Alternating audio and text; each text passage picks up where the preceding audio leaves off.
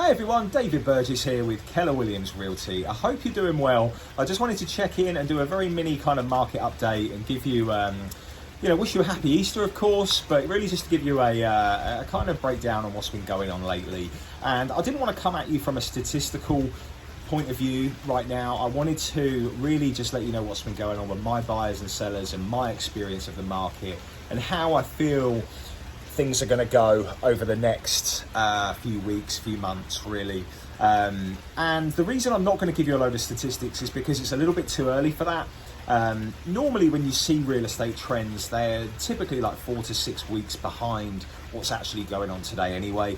And because it takes a long time for information to really come across and for the catch up to occur. But so, what's been going on lately? So first of all, I hope you're doing well and I hope you're safe and this hasn't affected you too much. I know these are really crazy times right now.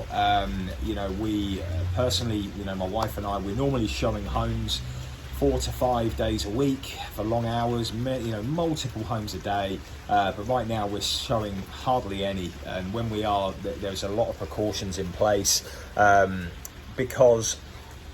Sorry, I'm just trying to get the right angle there.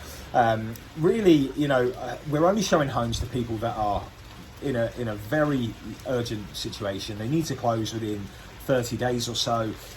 They've got the proof of funds. They're ready to go. We've spoken to the sellers. They're either the house is unoccupied or it's vacant. And we, obviously, a lot of hand sanitizer, a lot of social distancing, not touching much. It is a little bit, it's not great, to be honest. And, I've gone from showing homes from 4 to 5 days a week, multiple homes, to 3 or 4 homes every 2 weeks at the moment. So we're doing what we can, but ultimately we still need to make an income too and service the buyers and sellers that desperately need to move. Real estate is an essential service, but we're not kind of entertaining how we usually operate and meet buyers that are looking to move in a year's time or 6 months' time, 18 months' time. And a lot of the builders aren't either. A lot of the builders are only meeting people by appointment only that need to close very soon. So it's just, it's kind of just it's prioritising people and really just slowing things down and honing in on what's most important today. Now we do have a good few homes being built right now with new construction, and they're moving along swimmingly. There's no, the construction is moving ahead as usual. That hasn't stopped or slowed down whatsoever. I've had a couple of buyers that have got some issues with financing. They are trying to work things out with the builder. A couple of them are just concerned that they may get laid off.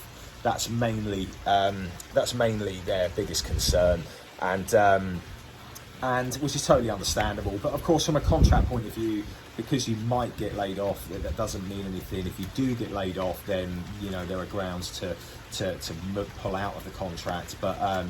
But yeah, it's very interesting times. We had 6 buyer appointments in March, and we had to cancel 5 of them because the majority of buyers were coming from out of state. That's fine. They all, apart from one of them who's just changed their minds, all of them have just postponed, and they want to be back here in the summer.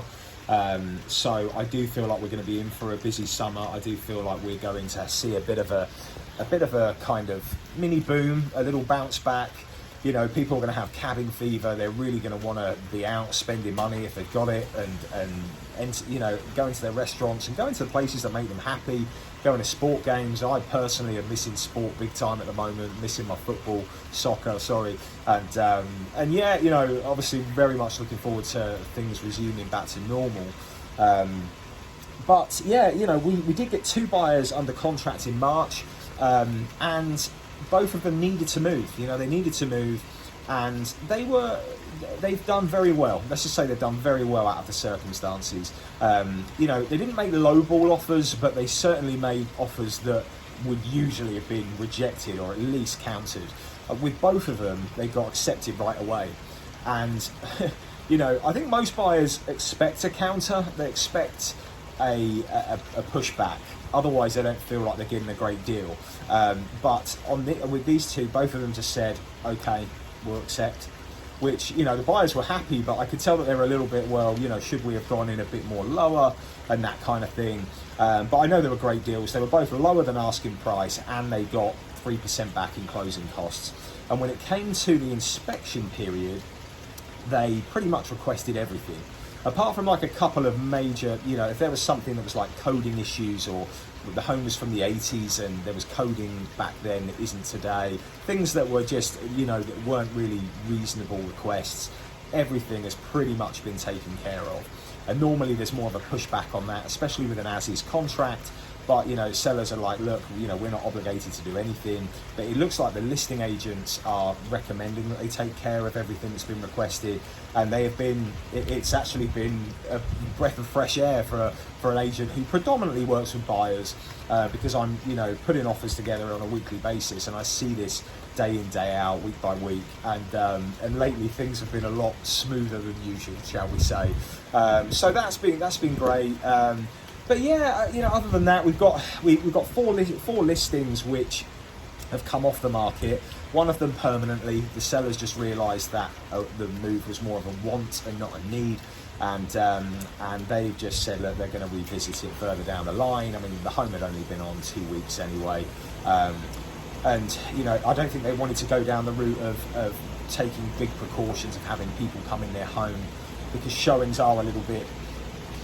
You know, there's a lot of showings at the moment that just aren't, you know, a lot of measures in place that just aren't happening, that weren't happening before. Things like providing pre-approval letters. Normally, the listing agent trusts that the buyer has already been pre-approved before the buyer's agent shows the buyer the house. That isn't usually the case, especially for people that are moving out of state or moving down the line.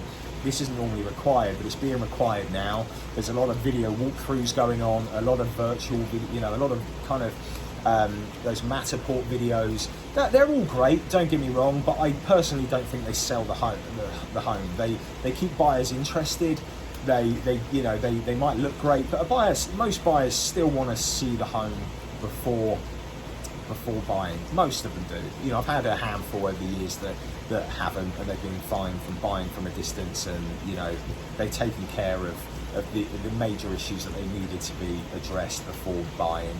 And yeah, you know, from a real estate professional standpoint, it's just very interesting times. You know, I don't think we're in a 2008 crisis. I really don't. A few reasons really. Interest rates are still very, very low. That's keeping buyers very motivated to still buy. Inventory is still very low compared to those times. At the moment, we've got like 3 months worth of inventory. Before the crash in 2008, there was like, you know, absolutely like, you know, 8-9 months worth of inventory. So the other reason is obviously this is, you know, before it was a man-made recession, and mortgage, you know, lenders were handing out mortgages for fun. Whereas now they're still very, very tight on, you know, I had a buyer last week that couldn't get a mortgage, really wanted to, his lease is up in June, really wanted to buy in June, credit wasn't there, you know, credit was in the 500s, wasn't good enough, not able to get a loan. Back in 2008, they would hand them out for fun. The other reason really is a lot of people at the moment are refinancing. A lot of people have got good equity in their homes and they're refinancing, and they're kind of treating their homes like an ATM and pulling money out during uncertain times to get them through, or just to clear up debt or to do whatever they're doing. Whereas back in 2008, so many people were buying multiple homes, you know, pretending they were some sort of Donald Trump, you know, building some empire, and really weren't ever in a position to really do so responsibly, and they didn't have any equity in those homes. So there's a few reasons I don't think we're in a 2008 crash. I think that the next 4 or 5 weeks are going to be slow still, but I do think we're going to be in for a really nice summer. I'm hoping that the weather's great, not for us obviously in Florida, because we normally, not so much today, but normally we have it really nice. But in other parts of the world, like the UK at the moment, I know they're having some really nice weather. And I just think that once people have got over this cabin fever, they're out and about, and life resumes, I think they're going to be absolutely loving life again. What happens down the road, who knows? You know, I personally don't think we're going to see any downturn before the election. But who knows? These are unprecedented times. We've never seen anything like this. I just can't, nobody can predict this. They really cannot. I mean, it's just so hard to say. Maybe next year we'll see a downturn, but like again, I don't think it's going to be crazy. I don't think the whole market's going to be full of foreclosures and short sales. I think that the lower end of the market especially is going to be absolutely fine. The higher end is going to become a buyer's market, especially with like stock market, the stock market, dipping and other kind of areas that just aren't so great right now in the economy. But look, real estate's always good for someone, as they say. We'll adapt however we need to, but people are always, still wanting to move here. We feel very, very blessed right now. We put the pool in last year. We've been in it every afternoon lately. I am working right now. We're working remotely from home. Not working as much as I was. I'm enjoying some forced time off, to be honest with you, because we do work some crazy hours. We do work very hard, especially in the spring, moving through the summer.